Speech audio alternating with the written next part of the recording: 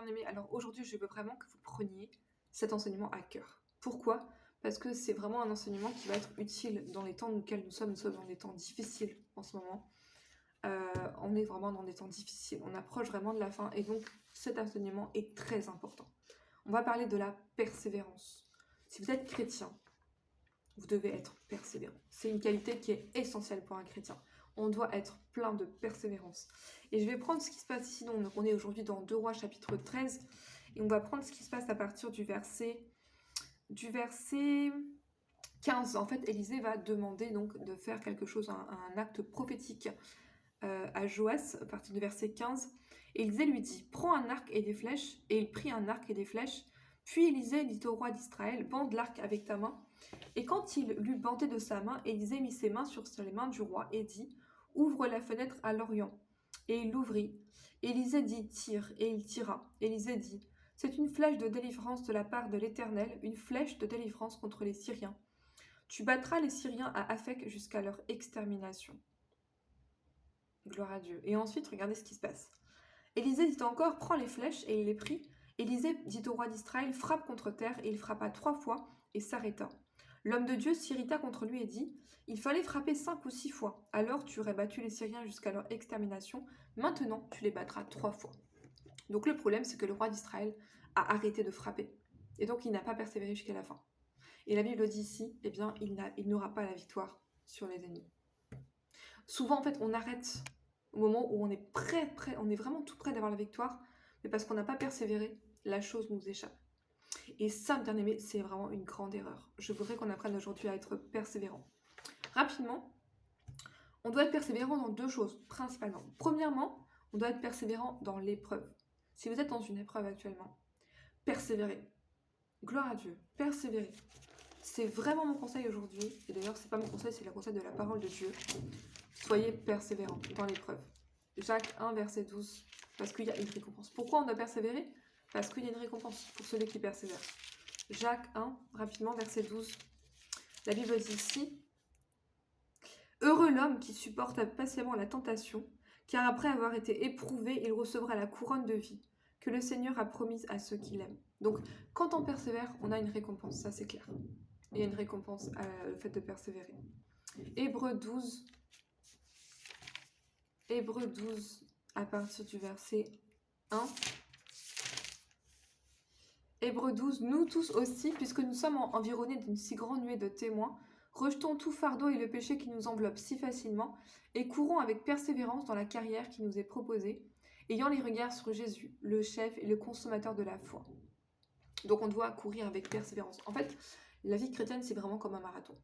Ne vous arrêtez jamais. Peu importe l'allure à laquelle vous allez, l'important c'est de continuer à avancer, de persévérer. On ne doit absolument persévérer. C'est un commandement de Dieu et c'est la seule manière de vivre la vie chrétienne. N'abandonnez jamais. Quelqu'un a besoin de cette parole aujourd'hui. Donc dans l'épreuve. Deuxièmement, et ça c'est ce qui m'intéresse aujourd'hui, c'est dans la prière. On doit persévérer dans la prière. Priez sans cesse, ne vous arrêtez pas. S'il y a un sujet pour lequel vous priez depuis longtemps, eh bien continuez jusqu'à ce que vous voyez les résultats. Vous savez que Isaac, sa femme Rebecca était stérile. Et dans Genèse 25, dans Genèse 27, pardon, enfin, je retrouverai ce verset pour vous. Dans Genèse 27, pardon, Isaac a prié pendant 20 ans. Genèse 27, 25, si je ne me trompe pas. Je vais prendre ça pour vous rapidement. Il a fait, vous imaginez, un point de prière pendant 20 ans. Et il a obtenu ce qu'il avait demandé. Non, c'est pas ça. Ok, je retrouverai ce verset pour vous. Isaac a prié pendant 20 ans pour que sa femme ne soit plus stérile et qu'elle puisse enfanter. Et ensuite, elle a enfanté des jumeaux, etc. Donc, désolée pour le bruit, ma voisine fait des travaux. C'est vraiment... elle est vraiment bénie. Gloire à Dieu. Ok. Donc, on doit persévérer dans la prière. Jacques chapitre 5. Jacques chapitre 5, à partir du verset...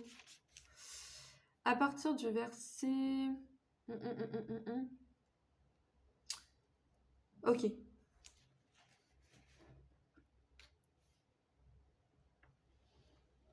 À partir du verset 17. Élie était un homme de la même nature que nous. Il pria avec instance pour qu'il ne plût pas, Et il ne tomba point de pluie sur la terre pendant 3 ans et 6 mois. Puis il pria de nouveau, et le ciel donna la pluie, et la terre produisit son fruit. Donc la prière libère une puissance incroyable.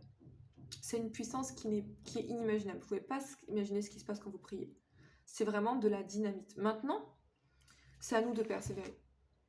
Cette puissance-là, c'est aussi dans la persévérance. En fait, une prière qui dure 1 heure tous les jours va avoir plus de puissance qu'une prière qui va durer 10 heures d'un coup.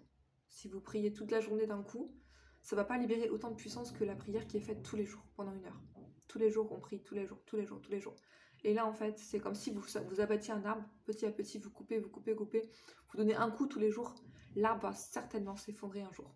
C'est une question de temps et de persévérance. Amen. Donc, ayez cette image en tête. Hein. La prière doit être vraiment empreinte de persévérance, gloire à Dieu. Il y a un terme que je vais utiliser aujourd'hui, parce que dans notre texte du jour, en fait, on a le terme de frapper. Il frappa la terre et ensuite il s'arrêta. Et vous savez que Dieu parle de la prière aussi dans le terme frapper. Dans Matthieu chapitre 7, verset 7, il dit demandez et on vous donnera, cherchez et vous trouverez. Et ensuite il dit frappez et la porte vous sera ouverte. De quoi il parle ici? En fait, il y a une certaine violence qui est autorisée dans le royaume de Dieu. Matthieu 11, verset 12, la Bible dit ce sont les violents qui s'emparent du royaume de Dieu.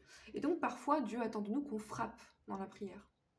Ça veut dire quoi frapper dans la prière? Ça veut dire en fait par exemple faire une prière de sacrifice, prier la nuit, ou bien jeûner en priant, faire une prière accompagnée de jeûne. Ça c'est frapper. Quand en fait on insiste, on est en fait dans le sacrifice, on est dans le, on refuse d'abandonner. Vous savez, il y a différents types de prières. On peut prier en prenant son café et ses croissants le matin. Je ne dis pas que ça n'a aucune puissance, mais il y a une prière. Ça c'est demander, ça c'est chercher, mais il y a frapper. Et frapper, c'est une prière, en fait, entre guillemets, violente, dans le sens positif du terme. C'est-à-dire que on a vraiment un sujet qui nous tient à cœur là, on est sérieux là, on est prêt à tout. Il y en a certains d'entre nous qui ont jeûné. Moi, je sais qu'à un moment, j'avais vraiment un problème, j'ai jeûné pendant 48 heures. Bon, c'est très difficile, hein, ne le faites pas si vous n'avez jamais jeûné, mais en général, quand on a vraiment un problème qui est vital, on est prêt à tout.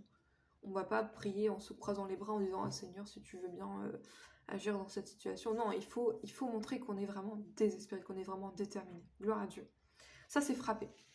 Et il faut frapper, il ne faut pas arrêter. C'est ce qu'on doit retenir aujourd'hui. Gloire à Dieu. Et je vais conclure en prenant Luc chapitre 18. Je vais conclure en prenant ce passage que vous devez certainement connaître. Hein. Déjà, on va le relire quand même. À partir du verset 1...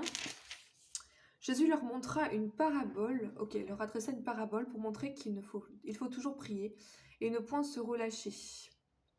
Il dit, il y avait dans une ville un juge qui ne craignait point Dieu et qui n'avait égard pour personne.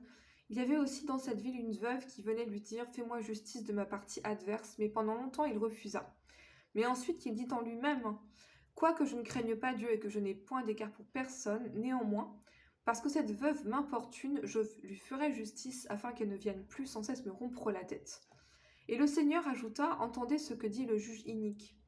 Et Dieu ne fera-t-il pas justice à ses élus, qui crient à lui nuit et jour, et tardera-t-il à leur égard? Je vous le dis, il leur fera promptement justice. Mais quand le Fils de l'homme viendra, trouvera-t-il la foi sur la terre? Amen. Donc il faut frapper. En fait, il faut importuner Dieu, c'est-à-dire qu'il faut persévérer dans la prière au point où on se dit « je ne t'abandonnerai jamais ».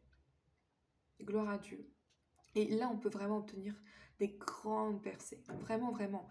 Souvenez-vous de Isaac. Hein. Pendant 20 ans, il a prié, le pauvre. 20 ans, c'est long. Hein. Et eh bien, il faut persévérer. Il n'y a pas d'autre solution. Donc, j'invite quelqu'un aujourd'hui à être persévérant. N'abandonnez pas. Si vous êtes dans l'épreuve, persévérez. Si vous êtes dans la prière, persévérez. Jusqu'à ce que vous voyez un changement. Gloire à Dieu.